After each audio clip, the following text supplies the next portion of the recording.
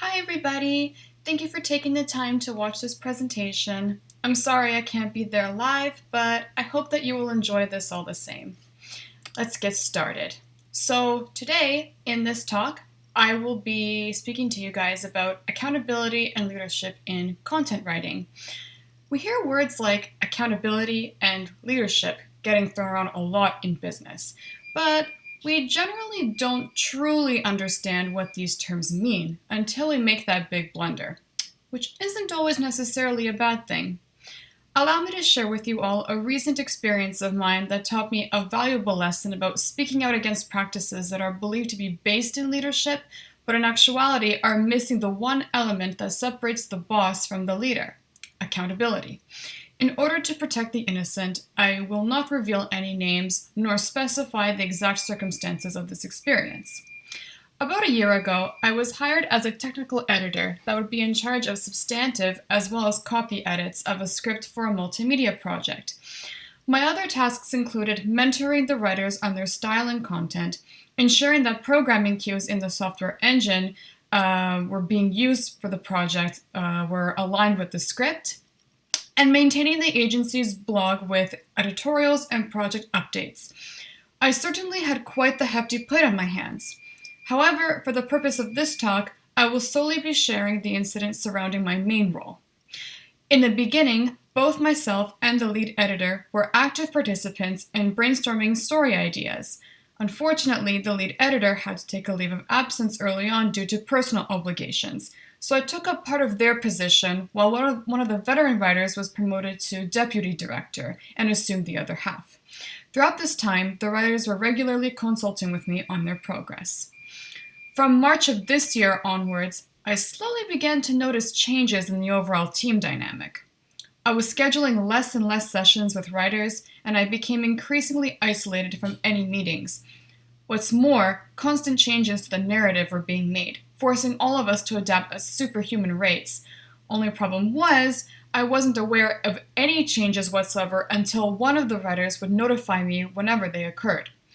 This, of course, made my job obsolete, because not only were the writers essentially relying on their own biases and limited scope to move things along, I had no context through which to properly provide feedback and help establish a standard for each writer's part of the script. The interesting detail in all of this is that the changes were happening at the same time our director, the head of the project, decided to take a break from it. There was much speculation as to whether there were simply creative differences between them and the deputy editor, as well as several other writers. Naturally, this raised yet another red flag for me. Eventually, despite the fact that I put myself out there several times if the writers needed another perspective and approach to their work, I felt that I might as well resign if the writers would much rather work self-sufficiently and self-indulgently. In fact, I would have accepted that if the deputy director had told me that the demand for editors was declining, and that we could instead shift our focus towards other tasks. I would have been content with handling PR duties, something that was severely lacking at the time. In hindsight, anyway.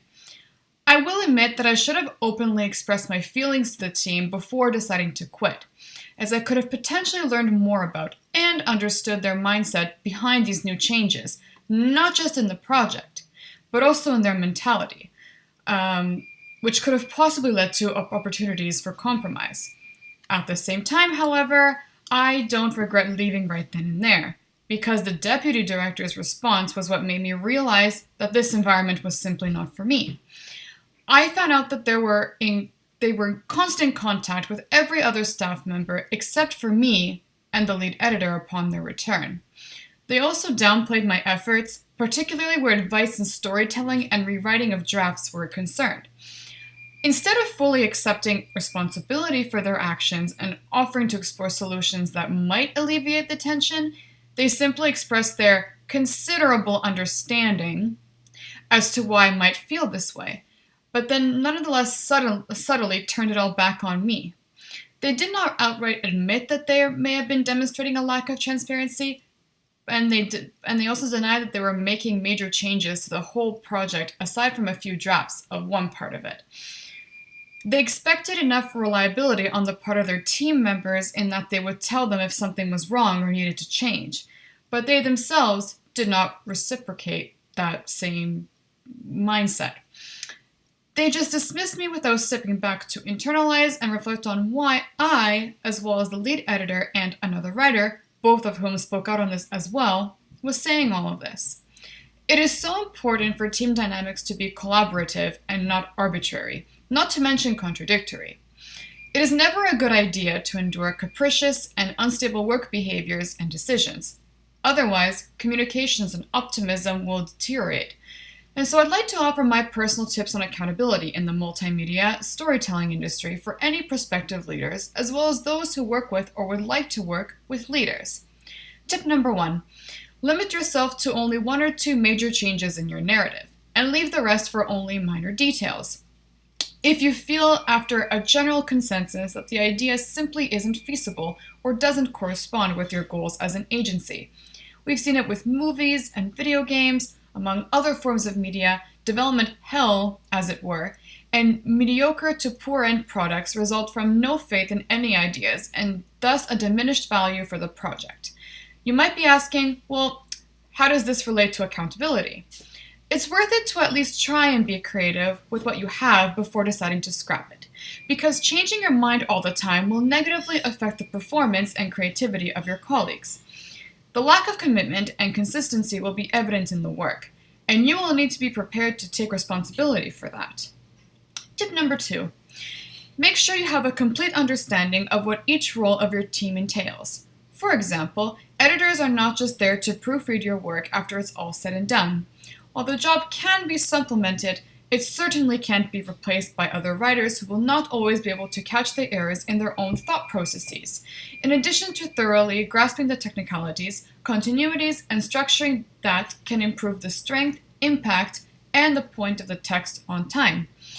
It is the responsibility of any leader to ensure that as fewer team members as possible aren't resorting to quick confirmation bias or anything of the sort, and are dedicating consultation sessions with whoever it is with the proper experience that needs to review the work, depending on what it is. Which also somewhat segues into tip 3. Research the elements of your project and by extension your audience in order to figure out the optimal method for engaging your audience with a uniquely tailored and inventive experience. Fact-checking alone isn't always going to save you from making mistakes. My old team, for instance, was always making assumptions about our audience without actually getting to know their expectations, interests, and knowledgeability. They were only focused on emulating similar projects, and without taking it further to boot. Take responsibility in knowing the demographic of your audience and being able to explain your artistic choices and decision-making process through a well-thought-out research agenda and education. This is why establishing the goals of your business is extremely important. Tip number 4. The moment you feel that roles will not always be constant is when you need to consult with your teammates early on to avoid confusion later. This will show that you value their contributions and would still like to ensure their inclusion, not to mention giving them opportunities to shine in other jobs that may be useful for their personal growth and your business. It is also a great way to build and maintain trust in one another when it comes to urgency in the workplace. And finally, the most important one, tip 5. Like in any field, you need to be transparent about all of this and any other issues that may arise. Admit that you might need to better comprehend the scale of your project. Admit that you might possibly need to work on finding common ground with your colleagues. Admit that you, honestly, probably need to learn more about your industry. And that's okay. Don't just assume that you know what you're doing at all times, and instead really consider the feedback from your team and the audience. Don't declare that it's always the responsibility of your coworkers to initiate the conversation with you. It goes both ways. Once you're able to come to terms with things like this, it makes it much easier to strategize improvements for both the project output and the team's health. Times are forever changing, and so will problem solving. Thus, it's best to get to know your environment and learn to balance both incorporation and adaptation. This will be enough to show that you care. And, as I said, it's a two-way street. So, coworkers, don't be passive. If you sense one or a combination of anything like these are happening at the office, don't be afraid to speak up. Of course, be subtle and civilized about it, but you definitely shouldn't allow it to go unaddressed, as doing so may contribute to the damage later on. So, back to my story.